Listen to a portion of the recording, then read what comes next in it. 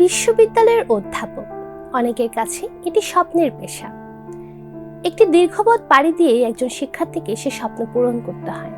এর কোনো shortcut way নেই, কিন্তু সেই অসাধ্য সাধন করেছেন বাংলাদেশ মেডিকেল বিশ্ববিদ্যালয়ের 10 সহযোগী অধ্যাপক। রাষ্ট্রপতির কলমের এক খোঁচায় মাত্র 1.5 থেকে 2 বছরের অভিজ্ঞতা নিয়েই তারা অধ্যাপক বনে গেছেন। অবাক হচ্ছেন? চলুন টাইমস অফ বাংলাদেশ এক্সপ্লেইনারে জেনে নেওয়া যাক পুরো ঘটনা। 12 এপ্রিল স্বাস্থ্য, শিক্ষা ও পরিবার কল্যাণ বিভাগ একটি প্রজ্ঞাপন জারি করে। সেখানে বলা হয়, রাষ্ট্রপতির বিশেষ প্রমার্জনার মাধ্যমে অধ্যাপক পদে পদোন্নতির অন্যতম শর্ত সক্রিয় শিক্ষকতার ন্যূনতম সময়সীমা মওকুফ করা হয়েছে। এরপর বাংলাদেশ মেডিকেল বিশ্ববিদ্যালয়ের 10 জন সহযোগী অধ্যাপককে অধ্যাপক পদে পদোন্নতি দেওয়া হয়।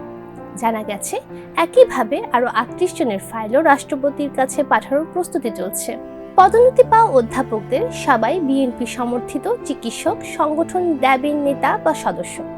আর এখানেই বিতর্কের শুরু। বিশ্ববিদ্যালয়ে নিয়োগ বিধিমালা বলছে, অধ্যাপক হতে হলে প্রয়োজন সহযোগী অধ্যাপক হিসেবে অন্তত 5 বছরের সক্রিয় শিক্ষকতা, মোট 10 বছরের স্বীকৃত শিক্ষকতার অভিজ্ঞতা এবং কমপক্ষে 12টি গবেষণা প্রকাশনা।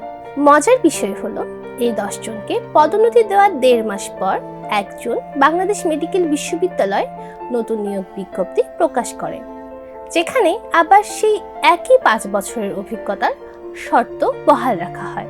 অর্থাৎ একদিকে নিয়ম অক্ষুণ্ণ রাখা হচ্ছে, অন্যদিকে বিশেষ প্রমার্জনায় সেই নিয়মই শিথিল করা হচ্ছে। অদ্ভুত না? শিক্ষাবিদ এম ওয়াহিদুজ্জামান এই পদোন্নতি প্রক্রিয়াকে সরাসরি বেআইনি এবং ক্ষমতার অপব্যবহার হিসেবে অভিহিত করেছেন। টাইমস অফ বাংলাদেশকে তিনি বলেন, বিশ্ববিদ্যালয়ের আইন বা সংবিধানের কোথাও রাষ্ট্রপতির প্রমার্জনা দিয়ে শিক্ষক নিয়োগ বা পদোন্নতির শর্ত শিথিল করার কোনো বিধান নেই।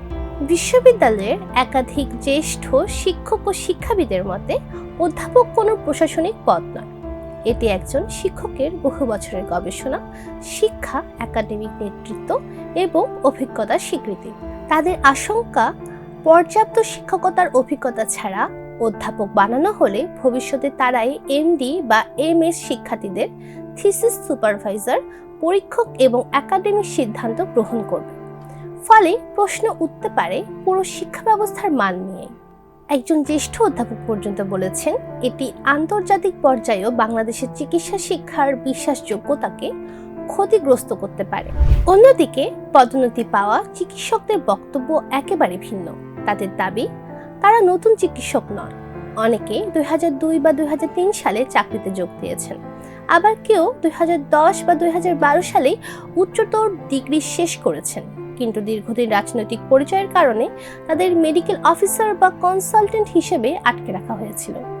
তাদের ভাষায়, আমাদের ছাত্ররাও আজ অধ্যাপক হয়ে গেছে, তাহলে আমাদের অভিজ্ঞতা কম কোথায়? অর্থাৎ তাদের যুক্তি, এটি শর্টকাট নয়, বরং বহু বছরের বঞ্চনার সংশোধন। প্রশ্ন উঠে রাষ্ট্রপতির ভূমিকা নিয়েও। টাইমস অফ বাংলাদেশকে রাষ্ট্রপতি জানান, তিনি প্রচলিত সাংবিধানিক প্রক্রিয়া অনুযায়ী কাজ করেন। যেখানে স্বাক্ষর করা প্রয়োজন তিনি সেখানে স্বাক্ষর করেন।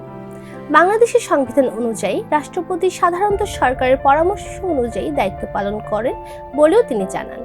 অন্যদিকে স্বাস্থ্য শিক্ষা বিভাগের এক কর্মকর্তা টাইমস অফ বাংলাদেশকে জানিয়েছেন, জনস্বার্থ ও একাডেমিক স্বার্থ বিবেচনায় বিশেষ প্রমার্জনার সুযোগ রয়েছে, যদিও তিনি নিশ্চিত করে বলতে পারেননি সংশ্লিষ্টরা সব যোগ্যতা পূরণ করেছিলেন কিনা। এখন মূল প্রশ্নটি হলো, যদি কেউ সত্যিই দীর্ঘদিন অন্যায়ভাবে বঞ্চিত হয়ে থাকেন, তাহলে কি সেই অন্যায়ের প্রতিকার করার উপায় হবে বিদ্যমান একাডেমিক মানদণ্ড শিথিল করা, নাকি প্রথমে নিয়োগ ও পদোন্নতি ব্যবস্থার বৈষম্য দূর করে একাডেমিক মান অক্ষুণ্ণ রাখা? কারণ চিকিৎসা শিক্ষায় নেওয়া একটি সিদ্ধান্তের প্রভাব শুধু বিশ্ববিদ্যালয়ের 4 দেয়ালের মধ্যে সীমাবদ্ধ থাকে না। আজকের একজন অধ্যাপকই আগামী দিনে চিকিৎসক তৈরি করবে, আর সেই চিকিৎসকরাই একদিন আমার, আপনার, পুরো দেশের মানুষের জীবন নিয়ে কাজ করবেন।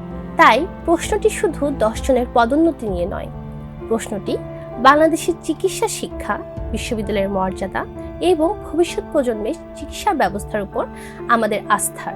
দেশ ও বিদেশের সব গুরুত্বপূর্ণ খবর ও বিশ্লেষণ সহজ সরল ভাষায় জানতে টাইমস অফ বাংলাদেশের সাথে থাকুন।